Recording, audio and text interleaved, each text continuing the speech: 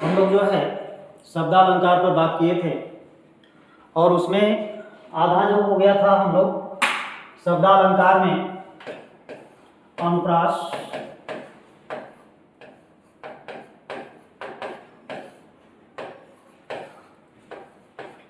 यमक,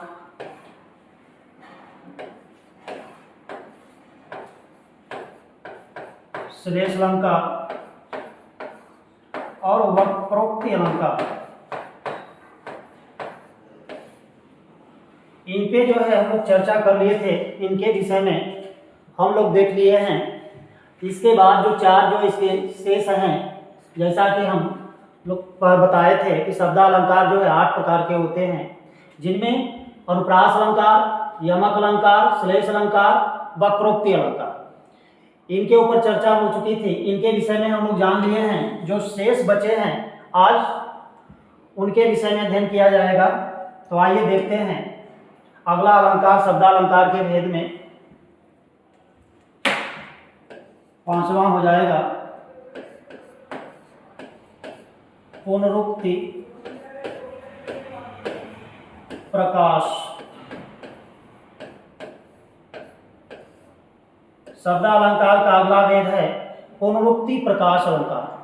अब बात यह आती है कि पुनरुक्ति प्रकाश क्या होता है, ये अलंकार क्या होता है। तो देखिए, आप देखेंगे थोड़ा सा यहाँ पर कंफ्यूजन होगा। यमक अलंकार की अगर बात किया जाए, इसके बाद अनुप्रास में एक लाटा अनुप्रास है, लाटा अनुप्रास, इसकी बात किया जाए तो ऐसा लगेगा कि ये सब तीनों समान हैं। इनमें कुछ समानता दिखाई देगी, लेकिन अंतर क्या होता है कि यहाँ पर भी एक ही प्रकार के शब्द आते हैं। जहाँ पर एक ही प्रकार के शब्द की आवृत्ति हो और प्रत्येक शब्द से एक ही प्रकार का अर्थ निकलता है, और लाटा में भी यही बात आती है। तो इनमें अंतर क्या है, इसके विषय में बाद में चर्चा किया जाएगा। पहले आइए देखते हैं कि पुनरुक्ति प्रकाश होता क्या है। जहाँ जहाँ पर इसमें समानता क्या है, क्या असमानता है, इसको हम लोग देखेंगे, बताएंगे कि कहाँ पर। तो जिस प्रकार से जो परिभाषा आपको लाटा अनुप्रास में जैसे मिली थी, लाटा अनुप्रास की परिभाषा, उसी प्रकार से इसमें भी होता है कि जहाँ पर किसी शब्द की एक या एक से अधिक बार आवृत्ति हो और प्रत्येक बार एक ही अर्थ निकले। जैसे इसकी अगर परिभाषा की अगर बात कर लिया जाए, इसकी परिभाषा क्या होगी,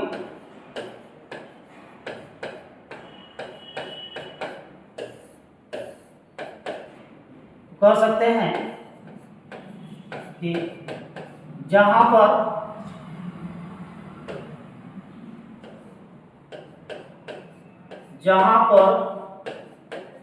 किसी शब्द की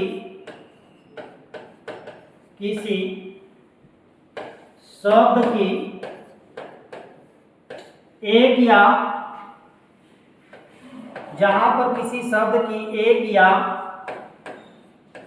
एक से अधिक बार, एक या एक से अधिक बार आवृत्ति होती है, अधिक बार आवृत्ति होती है, जहां पर किसी शब्द की एक या एक से अधिक बार आवृत्ति होती है और प्रत्येक बार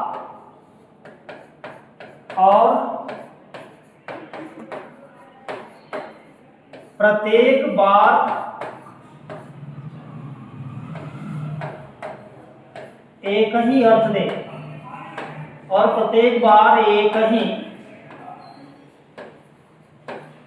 अर्थ दे, वहां पर पुनरुक्ति प्रकाश अलंकार होता है। पुनरुक्ति प्रकाश अलंकार होता है।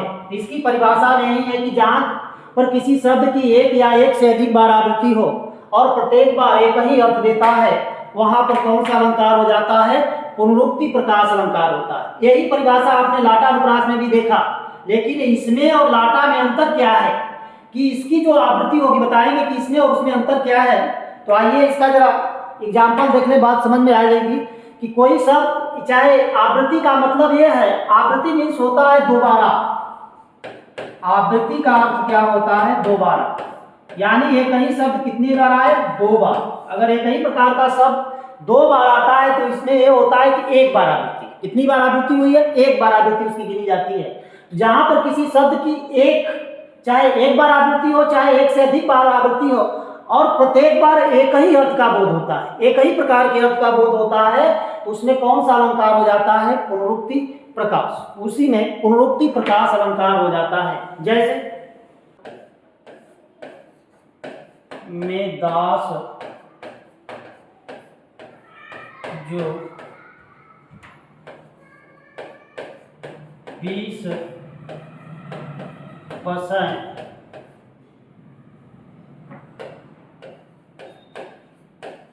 मनमोहन, मधुमास में दास जो 20 बसे मनमोहन आई हैं, आई हैं, आई हैं, आई हैं, आई हैं, आई हैं। तो जहां पर किसी शब्द की एक या एक से अधिक बार आवृत्ति होती है और प्रत्येक बार एक ही अर्थ देता है और प्रत्येक बार एक ही अर्थ निकलता है, वहां पर कौन सा अलंकार हो जाता है? पुनरुक्ति भास, पुनरुक्ति प्रकाश अलंकार हो जाएगा। आप देखिए, आई हैं, आई हैं, आई हैं, आई हैं, ये शब्द कई बार आया है, इस शब्द की आवृत्ति हुई है और इस सभी शब्दों से एक ही प्रकार का अर्थ का बोध हो रहा है। सभी शब्दों से एक ही प्रकार के अर्थ का बोध हो रहा है, जिसके कारण इस पंक्ति में कौन सा अलंकार हो जाएगा? पुनरुक्ति प्रकाश अलंकार। कौन सा अलंकार? पुनरुक्ति प्रकाश। जैसे एक आध एग्जाम्पल और देखिए, उजर किन भावनम को सजनी, भावनम को सजनी,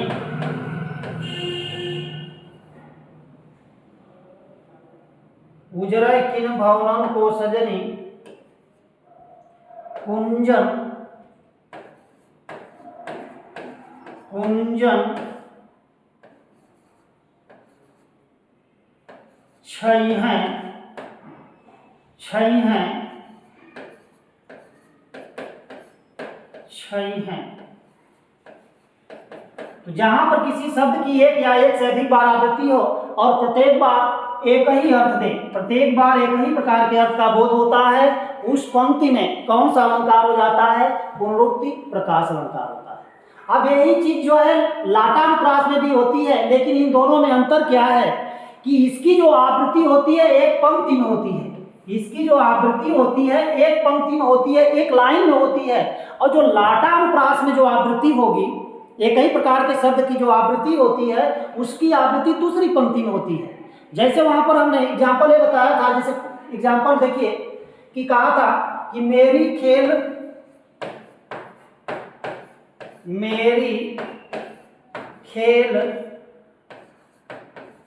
बड़े जोखिम की,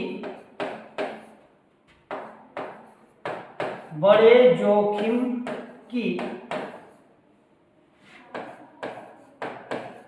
प्रीतम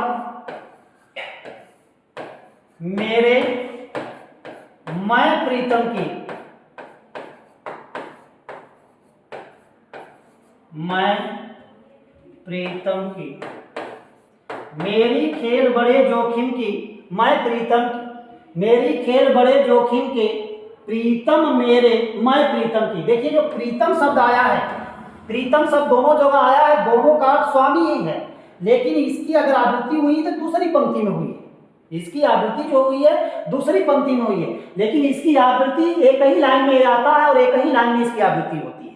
यहाँ भी दोनों शब्दों से जो इसकी आवृत्ति होती है, हो रही है, उन दोनों से एक ही प्रकार के अर्थ का बोध हो रहा है।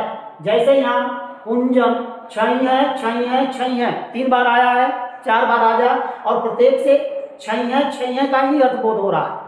और मनमोहन आई है, आई है, आई है। तो कहने का तात्पर्य यह है कि देखिए यहाँ पर एक पंक्ति में आवृत्ति हुई है, छई है, छई है, छई है, एक ही प्रकार की आवृत्ति हो रही है। तो यहाँ पर जो है आपका पुनरुक्ति वदाभास अलंकार हो जाता है, इसमें पुनरुक्ति। लेकिन लाटा में भी यही बात होती है, लेकिन उसकी जो आवृत्ति होती है दूसरी पंक्ति में होती है। जैसे एक एग्जाम्पल उसमें हमने ये भी दिया था कि आपका दूसरा जो एग्जाम्पल था कि धन संचय, जैसे पूत सपूत है तो का धन संचय, तो का धन संचय, तो का धन संचय जो शब्द आया है उसकी दूसरी पंक्ति में भी आवृत्ति हुई है तो का धन संचय। तो इसमें जो शब्द आता है उसकी दूसरी भी पंक्ति में आवृत्ति होती है। इन दोनों में अंतर यही है। तो नोट करके आप लिख सकते हैं, यहाँ पे नोट करके लिख सकते हैं इन दोनों में अंतर क्या है, लाटा और पुनरुक्ति प्रकाश में। तो पुनरुक्ति प्रकाश यानी इसमें पुनरुक्ति प्रकाश में इसमें आवृत्ति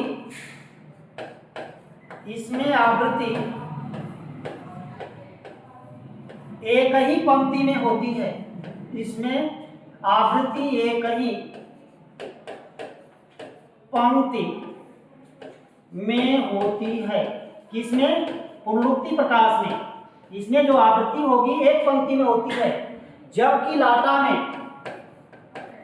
जबकि लाटा अनुप्रास में,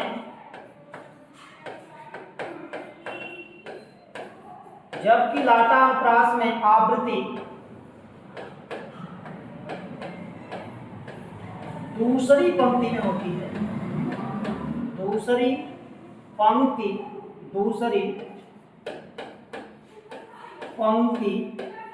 में भी होती है, दूसरी पंक्ति में भी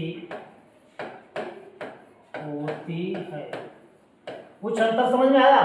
जैसे वहां पर भी कहे थे कि जहां पर एक ही प्रकार के शब्द की आवृत्ति हो, जहां पर एक ही प्रकार के शब्द की आवृत्ति हो और उनसे एक ही प्रकार के अर्थ का बोध हो, जहां पर किसी शब्द की एक या एक से अधिक बार आवृत्ति हो और प्रत्येक बार एक ही अर्थ देता है, वहां पर भी लाटा होता है। यही परिभाषा इसमें भी है। इसमें दोनों में अंतर यही है कि जो पुनरुक्ति प्रकाश जो अलंकार है, जो पुनरुक्ति प्रकाश अलंकार है, इसकी आवृत्ति एक लाइन में होगी। जो आवृत्ति वाले जो शब्द आते हैं केवल एक ही पंक्ति में होती है, उसकी आवृत्ति दूसरे में नहीं होती है। जबकि लाटा में जो आवृत्ति होगी अगर पहले लाइन में हो गई तो वही शब्द की आवृत्ति दूसरे की पंक्ति में होगी। या तो ऐसे होगा, या तो दोनों शब्द अगर आएगा तो उसकी आवृत्ति जो है किस पंक्ति में होगी? दूसरी वाली में होगी। किसमें होगी? दूसरी पंक्ति में होगी। इन दोनों में अंतर है। और यमक की बात होता है, यमक की अगर बात किया जाए तो वहां भी एक ही प्रकार के शब्द की आवृत्ति होती है, लेकिन दोनों से अलग अलग अर्थ का बोध होता है, दोनों से अलग अलग अर्थ का। जैसे कनक कनक ते सगुनी, तो कनक शब्द दो बार आया है, लेकिन दोनों कनक के अलग अलग अर्थ है। एक कनक का अर्थ है धतूरा और एक कनक का अर्थ क्या होता है? सोना। जैसे उसमें आप एग्जाम्पल में दिए थे, जैसे कि कुल खोए कुल उबरे कुल राखे कुल जाए। अब कुल शब्द 4 बार आया है, अर्थात उसकी 2 बार आवृत्ति हुई है।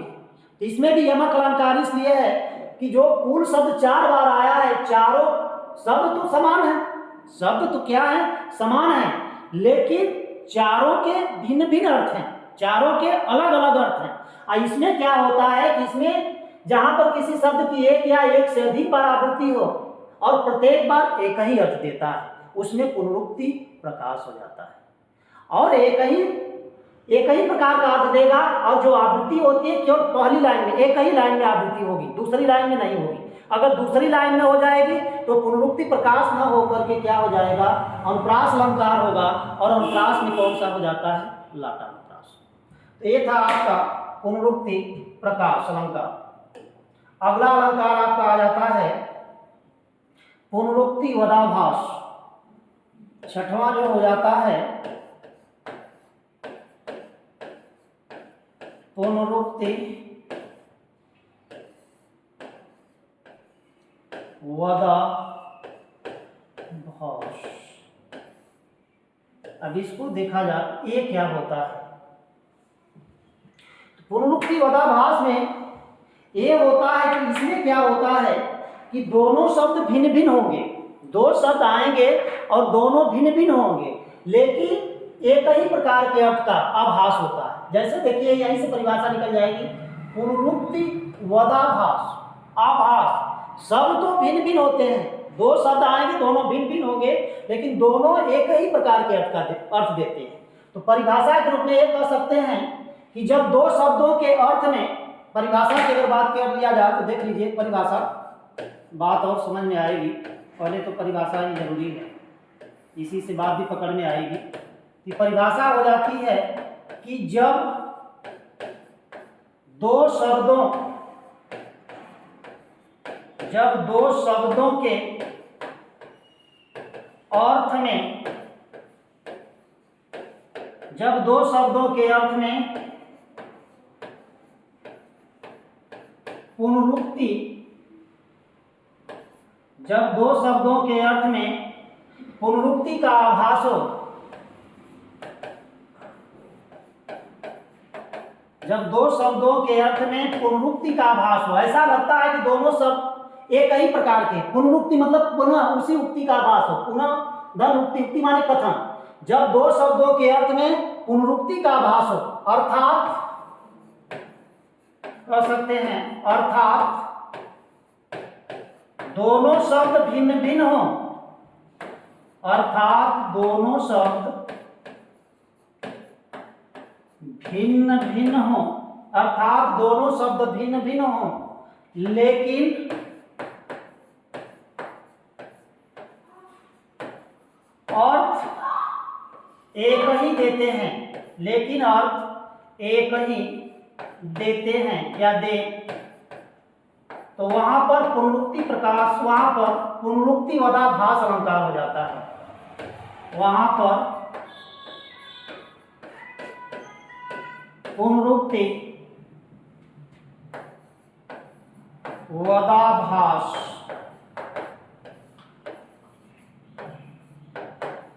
अलंकार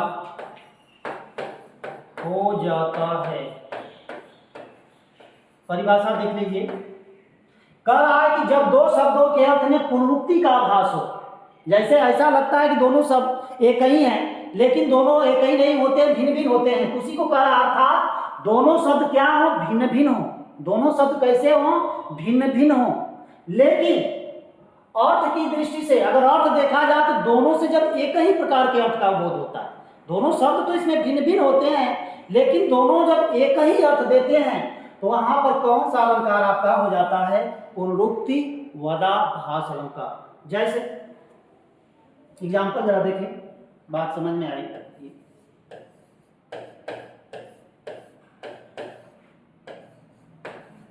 एक रामचंद्र की पंक्ति है, जरा देखिए, पुनि फिर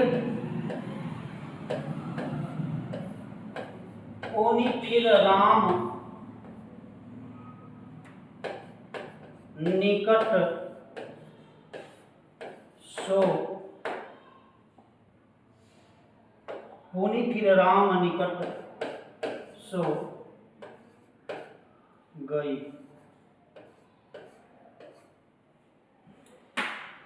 ये इस समय का वर्णन है, पंक्ति है कि पुनि फिर राम निकट सो गई।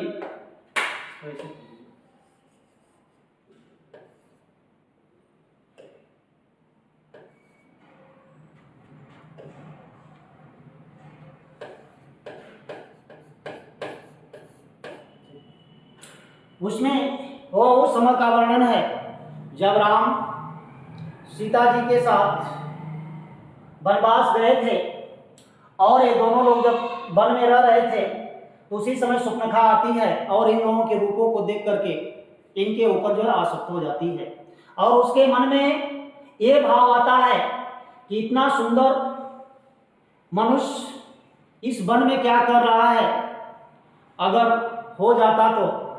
कहने का तात्पर्य है कि इससे विवाह की उसकी उत्सुकता जगी, तो ये प्रस्ताव लेकर के वो राम के पास जाती है। कह रहा है कि पुनि फिर राम निकट गई, तो राम के पास जब जाती है तो उनसे प्रस्ताव रखती है कि मैं आपसे विवाह करना चाहती हूँ। तो वो कहेगी, तब तक सीता कुटिया से भी बाहर आ जाती हैं और उनकी ओर इशारा करते हुए वो कहते हैं कि देखिए हमारी पत्नी तो हमारे साथ में है, हमारा जो विवाह हो चुका है, अब तो हमारा विवाह नहीं हो सकता। उसी समय लक्ष्मण लकड़ी लेकर के आ जाते हैं, तो उनकी ओर तो पूछती है कि ये कौन है, तो कहते हैं कि भाई यही, ये तो हमारे भाई हैं। तो प्रस्ताव के सामने रखती है कि अगर आपका विवाह हो गया है तो उनका, तो कहते हैं कि जाइए उनसे जाकर के पूछ लीजिए कि वो विवाह आपसे करेंगे या नहीं। तो राम जो है सुपर्णखा फिर दौड़ करके कहाँ जाती है, लक्ष्मण जी के पास जाती है और उनसे जब इस बात को रखती है, प्रस्ताव अपना रखती है विवाह का, तो कहते हैं कि देखिए हमसे बड़े भाई हैं, वो हमारे बड़े भाई हैं, जो करेंगे वही करेंगे, उन्हीं से जाकर के मिलिए। तो यही पर देखिए पंक्ति आई है गोस्वामी तुलसीदास के द्वारा, कह रहा है कि पुनि फिर राम निकट सो गई। कहने का मतलब जहां से आई थी फिर जो है कहाँ जा रही है, राम के ही पास जा रही है। यहाँ पर पुनि और फिर, पुनि फिर मतलब जहां से राम के पास गई थी तो राम से फिर लक्ष्मण के पास जाती है, जब लक्ष्मण के बात को सुनती तो फिर किसके पास पहुंची, राम के पास पहुंची। उसी जगह पुनि फिर मतलब उसी जगह गई। पुनि और फिर दोनों शब्द तो भिन्न भिन्न है, लेकिन एक ही प्रकार के अर्थ दे रहे हैं कि जहां से, जिस स्थान से गई थी फिर उसी स्थान पर क्या जा रही है, वो वापस आ गई। तो ये दोनों शब्द भिन्न भिन्न है लेकिन एक ही प्रकार के अर्थ दे रहे हैं, जिसके कारण इसमें कौन सा, कि जब दो शब्दों के अर्थ में पुनरुक्ति का आभास हो, अर्थात दोनों शब्द तो भिन्न भिन्न हो लेकिन अर्थ एक ही दे। तो जैसे यहाँ पर दोनों शब्द तो भिन्न भिन्न है, दोनों शब्द भिन्न भिन्न है लेकिन दोनों से एक ही प्रकार के अर्थ का बोध हो रहा है, दोनों एक ही अर्थ दे रहे हैं, जिसके कारण इस पंक्ति में कौन सा अलंकार हो जाता है, पुनरुक्ति वदाभास अलंकार। तो जहां पर जब दो शब्दों के अर्थ में पुनरुक्ति का आभास हो, अर्थात दोनों शब्द भिन्न भिन्न हो, एक शब्द देखिए फिर आया है और एक शब्द आया है पुनि, तो ये दोनों शब्द जहाँ राम के पास गए, राम के पास से कहाँ जाती है, लक्ष्मण के पास, जब लक्ष्मण के पास से फिर किसके पास आई, राम के पास, राम के पास पुनः उसी स्थान पर आ जाती है। ये दोनों शब्द भिन्न भिन्न है लेकिन अर्थ एक ही दे रहे हैं, जिसके कारण इस पंक्ति में कौन सा अलंकार हो जाता है, पुनरुक्ति वदाभास अलंकार हो जाता है। अगला जरा एग्जाम्पल देखिए,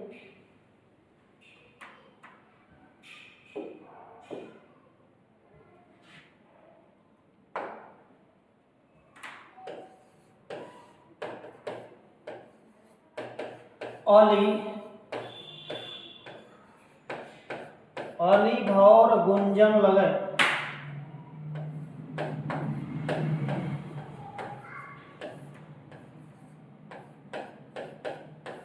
होने लगे दलपात, होने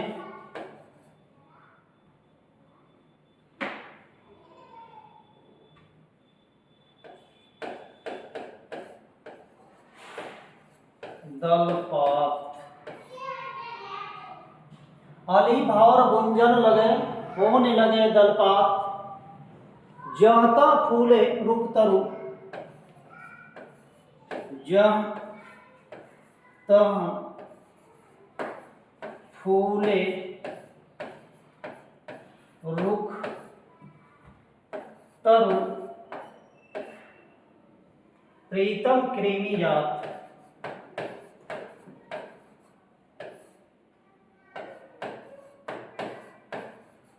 कृमि जात। देखिए यहां पर भी एक शब्द आया है अली, एक आया है भौर, कि अली भौर गुंजन लगे, होने लगे दलपात, होने लगे दलपात, जहता फूले रुख तरु, प्रीतम कृमि जात, प्रीतम कृमि जात, प्रियतम होगा, इसको देख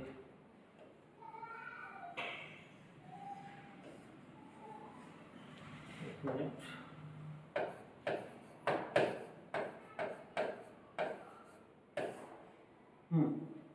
देखिए यहाँ पर दोनों शब्द भिन्न भिन्न हैं लेकिन दोनों जो है एक ही प्रकार के अर्थ का बोध करा रहे हैं। अली माने भी भौरा और भौर माने भी क्या है, भौरा।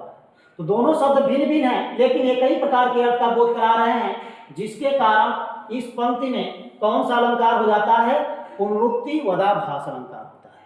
तो जहां पर एक ही प्रकार, जहां पर दोनों शब्द भिन्न भिन्न हो लेकिन एक ही प्रकार के अर्थ का बोध देते हैं, दोनों शब्द भिन्न भिन्न है लेकिन एक ही प्रकार का बोध करा रहे हैं, जिसके कारण इस पंक्ति में भी कौन सा अलंकार हो जाएगा, पुनरुक्ति वदाभास अलंकार हो जाएगा। कौन सा अलंकार हो जाएगा, पुनरुक्ति वदाभास। तो परिभाषा में आपने यही देखा कि जब दो शब्दों के अर्थ में पुनरुक्ति का आभास हो, अर्थात दोनों शब्द भिन्न भिन्न हो लेकिन एक ही प्रकार के अर्थ दे, एक ही प्रकार का अर्थ का बोध होता है, तो उसमें कौन सा अलंकार हो जाता है? पुनरुक्ति वदाभास। यहाँ पर अली और भव दोनों शब्द भिन्न भिन्न है, लेकिन दोनों जो है एक ही प्रकार का अर्थ दे रहे हैं। अली माने भी भवरा, भौर माने भी भवरा, दोनों शब्द जो है एक ही प्रकार के अर्थ दे रहे हैं, जिसके कारण इसमें कौन सा अलंकार आपका हो जाएगा? पुनरुक्ति वदाभास अलंकार हो जाएगा। कौन सा अलंकार हो जाएगा? पुनरुक्ति वदाभास। अगला अलंकार है आपका 7वां, विप्सा।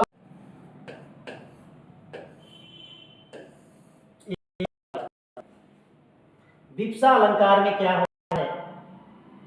तो परिभाषा एक तरह से कुछ समानता दिखाई देगी, लेकिन हम बता रहे हैं अगर परिभाषा की बात किया जाए तो जहां पर एक ही तरह के शब्द की आवृत्ति हो, परिभाषा अगर देख लीजिए, इसकी परिभाषा की अगर बात किया जाए कि इसकी परिभाषा क्या होती है, जहां पर एक ही तरह के शब्द की आवृत्ति हो, जहां पर एक ही तरह के शब्द की आवृत्ति, एक ही तरह के शब्द की आवृत्ति हो,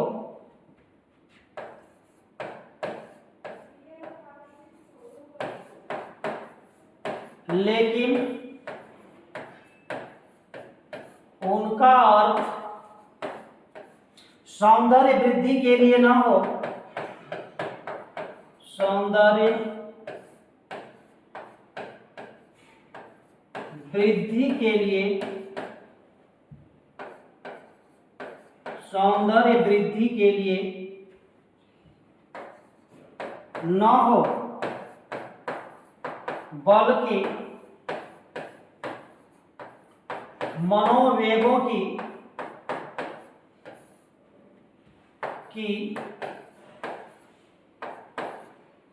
मनोवेगों की तीव्रता प्रकट करने के लिए, मनोवेगों की तीव्रता प्रकट करने के लिए किया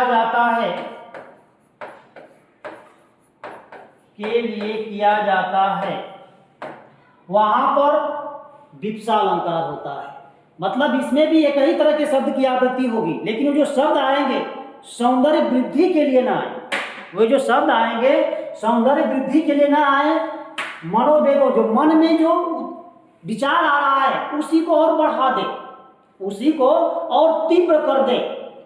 तो अगर इस प्रकार का भाव जिनसे आता है तो वहां पर कौन सा अलंकार हो जाएगा? विप्सा अलंकार। कौन सा अलंकार हो जाएगा? विप्सा। तो इसमें यही होता है कि एक ही तरह के शब्द यहां भी आते हैं, लेकिन उनका अर्थ सौंदर्य वृद्धि के लिए न किया जाए, बल्कि मनोवेगों की, मन में जो विचार आए हैं उसको और तेज कर दें, उसी को और बढ़ा दें, एक तरह से उत्प्रेरक का कार्य करें। तो वहीं पर कौन सा अलंकार हो जाता है? आपका विप्सा अलंकार हो जाता है। जैसे देखिए एग्जाम्पल देखिए,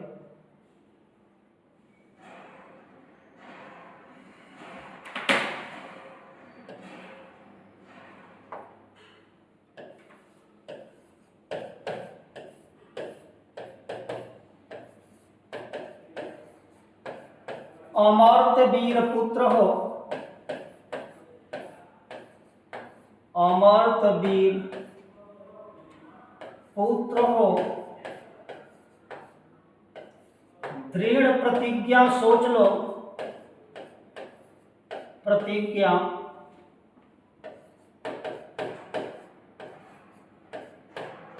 सोच लो,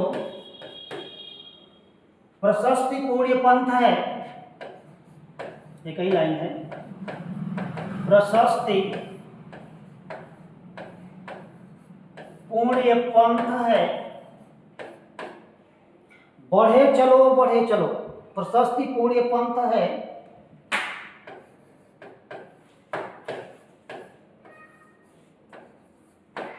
बढ़े चलो बढ़े चलो।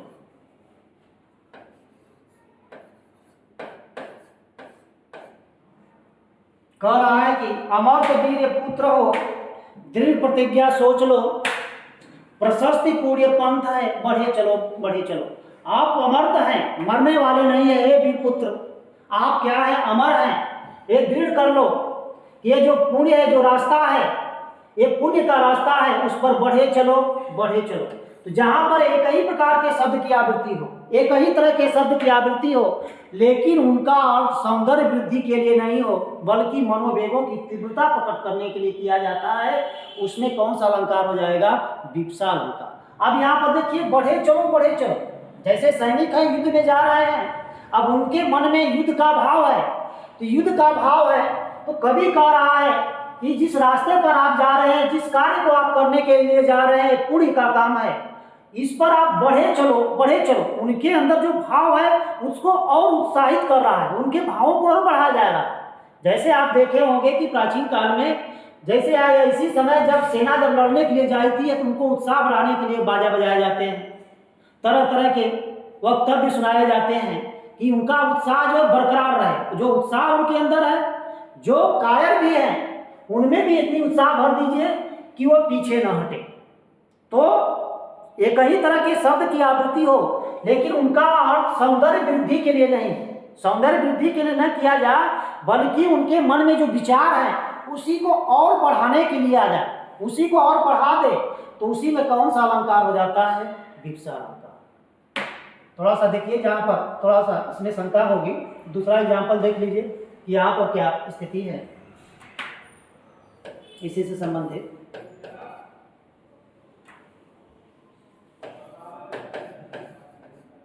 सजहि सेज श्रृंगार स, सेज श्रृंगार स, सजे सजीली वाम, सजे सजीली वाम, वाम माने स्त्री होता है, सजे सजीली वाम।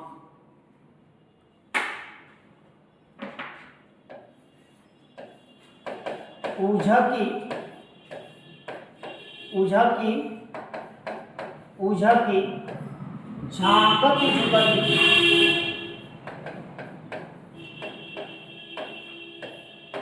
झुकती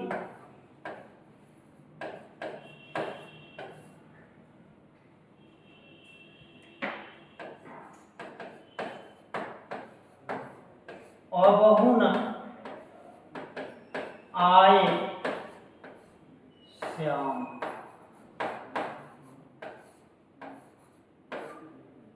देखिए, अब यहाँ पर किस प्रकार की, कई प्रकार के शब्द की आवृत्ति है। उझकी उझकी, फिर आया है कि झांकती झुकती। तो जहां पर एक ही प्रकार के शब्द की आवृत्ति हो, लेकिन उनका सौंदर्य वृद्धि के लिए न हो, बल्कि मनोवेगों की तीव्रता प्रकट करने के लिए। वाम माने है कोई स्त्री है, कोई नायिका है, ये कहा जा रहा है कि सभी प्रकार का वो श्रृंगार की है। अब देखिए, इस शब्द से इसे श्रृंगार से मतलब सभी प्रकार का श्रृंगार की है, और वो किसका मार्ग देख रही है, राम श्याम का, कृष्ण के वो मार्ग को देख रही है। उससे मिलने का मान लीजिए कि समय निर्धारित हुआ है, 4 बजे 5 बजे इस टाइम आया जाएगा तो मिला जाएगा, एक समय निश्चित है। और उनके इंतजार में जो नायिका है, वो क्या कर रही है कि जैसे जैसे देर हो रहा है, जो मिलने का की स्थिति है, उसके मिलन की स्थिति जैसे जैसे देर हो रहा है, बार बार अपने खिड़की से उझक उझक करके पैरों के बल खड़ा होकर करके बार बार अपने खिड़की से उस रास्ते को, पथ को निहार रही है कि अब आएंगे अब आएंगे अब आएंगे। जो मिलन का उसके में भाव है, वो जैसे जैसे लेट हो रहा है शाम को, कृष्ण को जैसे जैसे लेट हो रहा है, वैसे वैसे उसके मन में क्या हो रहा है, वो भाव जो है बढ़ रहा है कि अभी नहीं आए अभी नहीं आए अभी नहीं आए।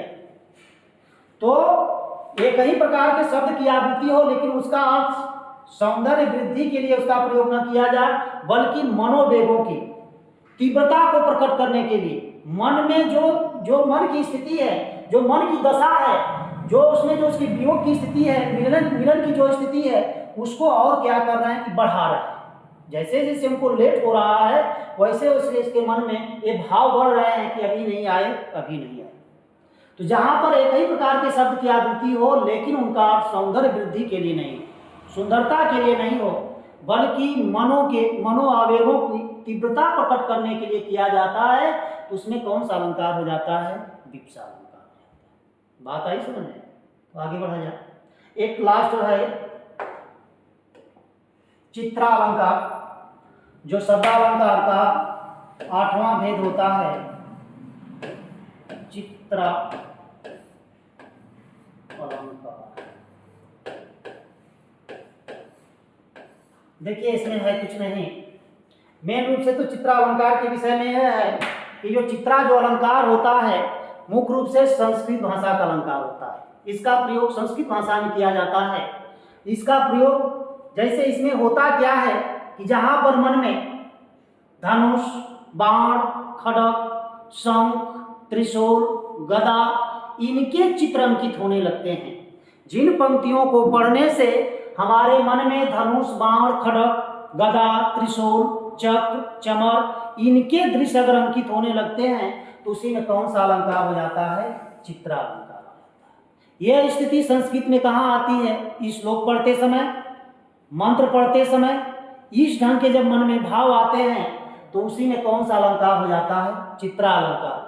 हिंदी में इसलिए इसका उल्लेख किया गया है कि हिंदी में हम कभी कभी आरतियां पढ़ते हैं, आरती पढ़ते हैं, जैसे दुर्गा जी की आरती पढ़ते हैं।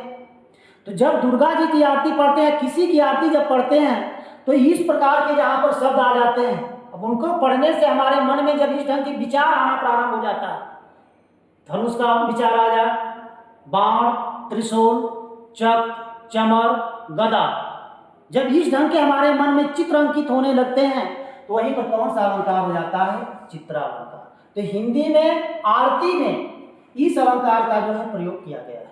चित्रा अलंकार का प्रयोग कहाँ पर किया गया है? आरती। जब आरती की पंक्तियां पढ़ते हैं हमारे मन में इस ढंग के भाव आने लगते हैं तो वहीं पर चित्रा अलंकार हो जाता है। इस प्रकार से आपके शब्दालंकार की जो 8 भेद थे ये जो है खत्म हुए। अब इनको देखिए कि कहाँ पर आप लोगों से कोई दिक्कतें हो रही है या संदेह हो रहा है, इसको जो है कमेंट बॉक्स में जरूर लिख करके बताइएगा, सुधार करने का प्रयास किया जाएगा। इस प्रकार से ये आपका शब्दालंकार जो है खत्म हो